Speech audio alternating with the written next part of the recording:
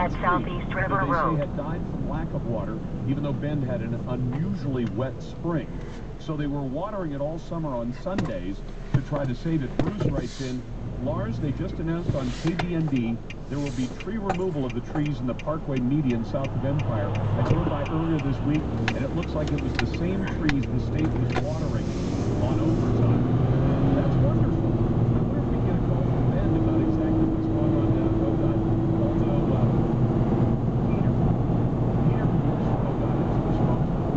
I don't know that Peter is going to call and talk to us, even though he gets paid to do exactly that.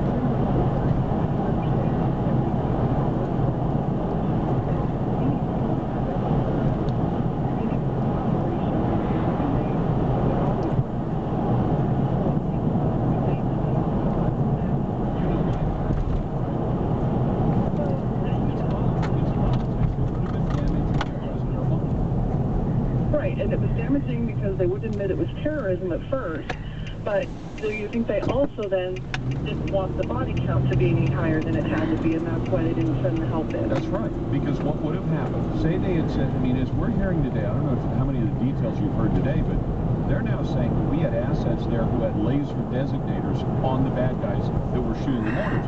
So you send planes in, and maybe you even put boots on the ground.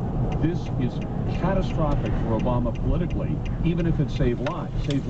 And if Americans are killed and American blood is spilled, other than the embassy personnel, but if American soldiers' blood is spilled on Libyan soil, then Obama has a gigantic problem. So he lets the staff die, and he says, do not send help. Now, I can't think of another explanation for why they would tell the military, don't help, tell the CIA we had on the ground, do not assist. Other than the other two theories, and I'll admit they're way out there, like the young lady who called a minute ago, that either they were planning some kind of kidnapping and it was a botched attempt, or the other theory that I've thrown out there. And again, I'm throwing these out because they're interesting, although I have nothing to back them up. But people have said, is it possible that Al-Qaeda was trying to kidnap Ambassador Stevens and then hold him and demand the release of the blind sheikh, which the president's new Muslim Brotherhood buddy, President Morsi of Egypt, has said that he's going to demand the release of the blind sheikh. And the president was going to meet with him. He didn't end up meeting with him, but he canceled it after he got a lot of pressure. So, you know, this would have been catastrophic for the president. What other logical explanation would there be for not sending help to our people under fire? Well, I don't think there's any logical explanations here. I think that's why some of these theories that I would normally, that you just laid out, said were ridiculous, might hold water. You know, what other explanation is there? It just doesn't make any sense. Good luck with your hunt this weekend. Kathy, thank you so much. It's sweet of you to call in. I appreciate it. Let's go to Mark in Grants Pass. Mark, what do you say? Thanks for taking my call. Kathy Smith was just totally inexcusable. Your previous callers have nailed it on the head. When I call, just change the subject. Mark, I apologize, but you're on a real crackly line. I'm going to see if the producers can clear that line up and get it cleaned up. Let's go to Mervyn in Reedsport. Mervyn, what do you say? Thanks for taking the call, Lars. Appreciate that you also took the call for Tim Chuck. I'm not sure he's glad. I'm not sure he's glad. You're interviewing him over somebody in the community, and I appreciate that.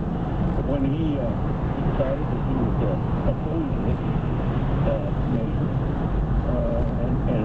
and not proclaim it like the law requires, I became part of a movement to provide a news order to get things straightened out. And so that's the issue with Reedsport. It's to return control to the people. We don't know why, don't understand why he is so opposed to people having a right to vote on anything. But he's on record at the state of Oregon of making a comment that there is no way that people would have the opportunity to vote on it. And they had 5 years of public hearings, and they always think that public hearings are equivalent to a vote. The problem is, in a public hearing, you can have 1,000 people show up and say no, and the city council can say we're still going to do it. But if 1,000 people show up and vote no, then a city council has a very difficult time doing it. Mervyn, thank you very much. I'm not sure that Mayor Timchak was all that thrilled with that call, but you'll remember, he kept explaining, we had public hearings for 5 years, now we have to do it whether the people want it done or not. It's not how you do business in an American government. You're listening to the Lawrence Larson Show.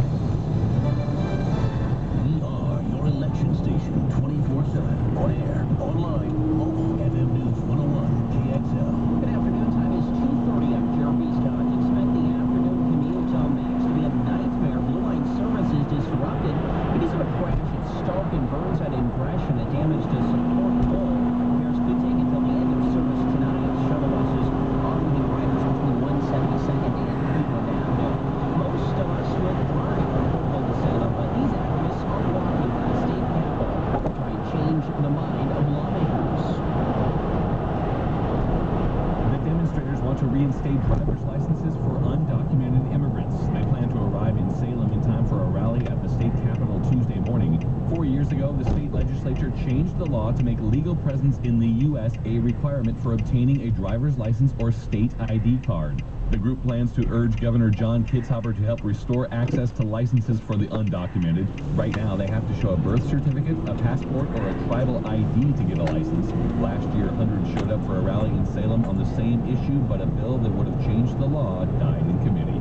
Doug Carter, FM News 101. Stocks were mixed to close the week. The Dow gained 2, NASDAQ was up 2, and the S&P 500 fell 1 point. FM News 101, traffic north of town, a 5-minute delay on I-5 northbound as you lead up to Vancouver. That's starting right around Rosa Parks, takes you up to that interstate bridge. Southbound, still sluggish at Rosa Parks, but moves better from that bridge into downtown Portland. Looks good south of the Markham Bridge as well. Over on the west side, Sunset Highway inbound, just sluggish as you approach the Vista Ridge Tunnel. East side on the Banfield Freeway, that's much better coming in towards I-5. Just a little bit sluggish outbound at the I-5 ramps. Crash near Estacada, Southeast Curran Road and Eagle Creek, that's south of town for you. Earlier wreck.